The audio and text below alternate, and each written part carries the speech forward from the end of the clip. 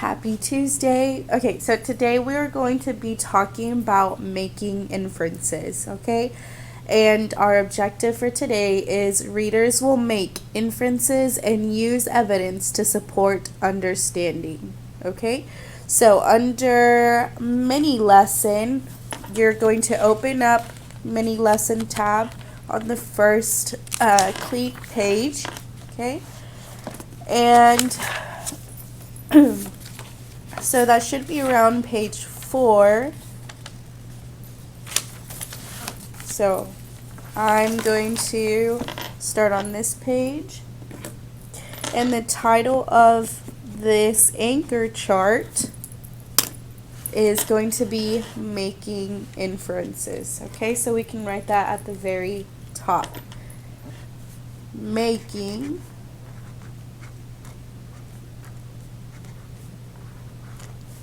inferences.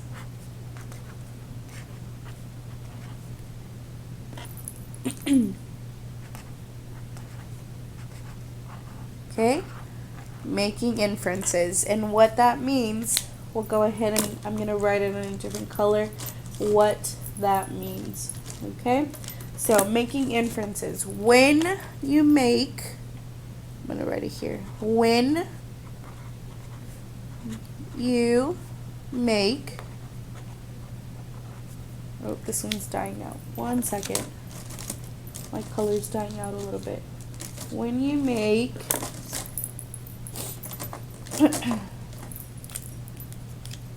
an inference,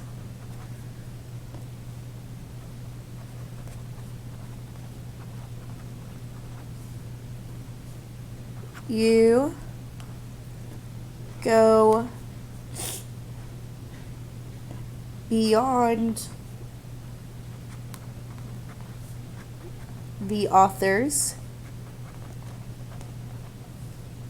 words to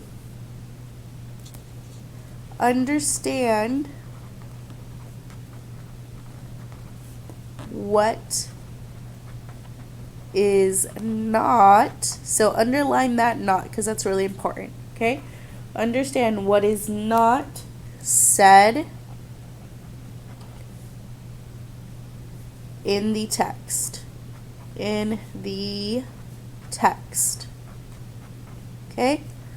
So when you make an inference, let me go in with this. So when, 1 second. Okay, when you make an inference, you go beyond the author's words to understand what is not said in the text. So that's really important. What is not said in the text. Okay? And the things that we can use, when making an inference is clues from a text and our own schema. So for clues for a text, from text, we're going to draw a book. So I'm going to draw a book. So what we're going to do here, so we're going to keep going with this anchor chart in the next couple of days, but for now we're probably going to only use half of this paper. So let's see, so half of this paper we're going to use today, and then the rest of this half of this paper we're going to use later on in the week. Okay, so just this right here, let's see, just right here we're going to draw our pictures. Okay, so we're going to draw a book here, plus sign. We're going to do this together though. I'm just letting you know how much space you need. Okay, so we're going to draw a book, a plus sign, a person, a face, it could be your face, an equal sign, and a thought bubble. Okay, so first we're going to draw together a book. So I'm going to draw a book. There we go. And it's really important, it's really important that you leave enough space in the book, like I did, to write these words, okay? Clues from text, okay? Because when we are making inferences, that's what we use to to create our inference, to make our inference, okay? This plus something else. We'll go over it in a second. So go ahead and draw that book and make sure, it's really important that you write these words, clues from text, okay? Clues from text. That's really important to write those words, okay?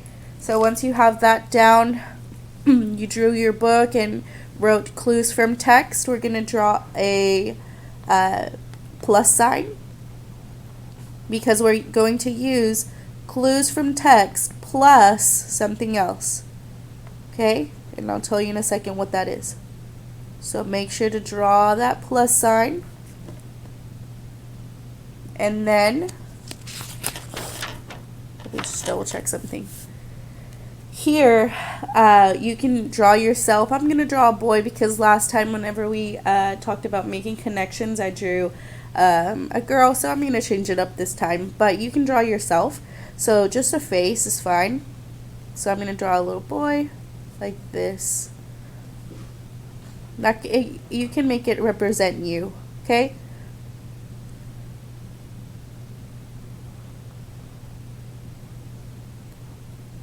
Alright, so that's a little boy. And on top of the boy's head, I'm going to write the word schema. Okay? So this word basically means what I already know, what you already know. So I'm going to write those words underneath the boy. What I already know. Okay? So that's what this word means, schema. It means prior knowledge, the knowledge you already have, what you already know. Okay, so you have, some of you are 11, some of you are 12, some of you maybe 10. So you have that much knowledge in your head, 11, 12 years of knowledge in your head to use when you are reading and you want to make an inference. You have that much knowledge, you have that much prior knowledge in your head that you could use, in your brain, that you can use to make these inferences. You are bright, you are smart, okay? So you have a lot in your brain, a lot of knowledge that you can use while making these inferences, okay? So you're going to, just to recap, you're going to use clues from text plus your schema, what you already know, to make an inference. Okay, so we're going to do a little equal sign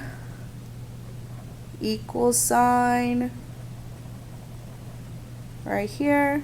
Okay, and then here at the end we're going to make a thought bubble, because that's what we're making, right? That's what we're trying to do. We're trying to make an inference. So here I'm going to write the word inference. Okay, I'm going to underline this word inference, and what we think about is what has the author not stated? Question mark. Okay, so that's what we think about when we're making an inference. So we don't just guess. So just like making predictions, we do not guess. We use our clues from the text. Always use clues from the text. And then making inferences, we use our schema, what you already know, to make an inference. What has the author not stated? So that is really key when we're making inferences. What has the author not said with their author's words? Okay, so that's all for the anchor chart. For today's assignment, this is what you're going to take a picture of just for proof that you made this anchor chart, okay? Because this is really important. Making inferences is really important in 6th grade. So I want to make sure that you made this anchor chart, okay? We're going to be adding more to this. Like I said, we're going to be adding more to this anchor chart. See, I only used half of the page, like I said earlier, that we were going to do, a little bit less than half. But yes, so like I said earlier, we were only going to use half of the page today because we are going to do more of it later on. Okay, so this is what I want you to take a picture of and submit in the assignment. Okay, so now what I'm going to do is read Raymie Nightingale, just 2 chapters of Raymie Nightingale. And I don't want you to do anything for today's assignment with Raymie Nightingale. I just want you to listen, be making predictions, be making inferences, okay? But this is what you're uploading today for today's assignment. Just proof that you did this. Got it? So I'm just going to go ahead and read you 2 chapters. So last time, if you have not watched the video for chapters 4 through 8, go ahead. You can go back and listen to those. But I'm going to go ahead and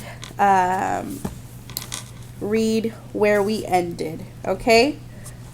So yes, so I got a lot of questions from this book. There are a ton of flashbacks in this book because what is happening is that Raymie, while she is at Idane's lesson baton twirling lessons, she is having a lot of flashbacks. So she is going back, and the story is going back and forth between what is happening at Idane's baton twirling lesson and between Raymie's flashbacks.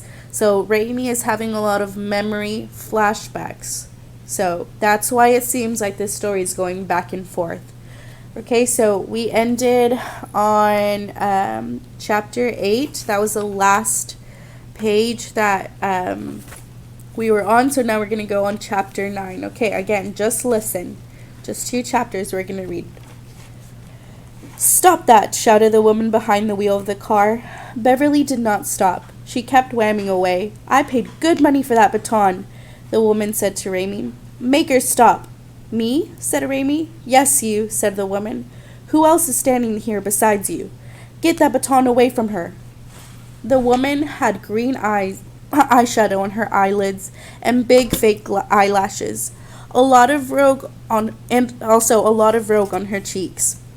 But underneath the rogue and the eyeshadow and the fake eyelashes, she looked very familiar. She looked like Beverly Topinski, except older and angrier, if that was possible. "Why do I have to do everything?" said the woman. This was the kind of question that had no answer, the kind of question that adults seemed to be overly fond of asking. Before Raymie could even attempt some sort of response, the woman was out of the car and had hold of Beverly's baton and was pulling on it, and Beverly was pulling back.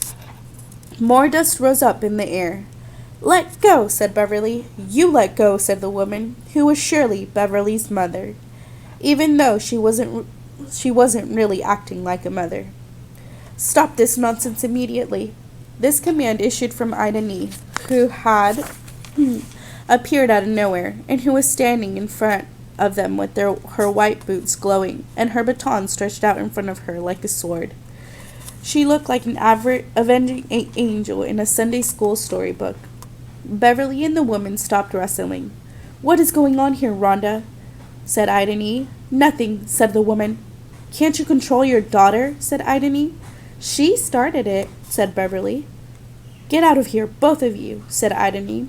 She pointed her baton at the car. "And don't come back until you can behave properly.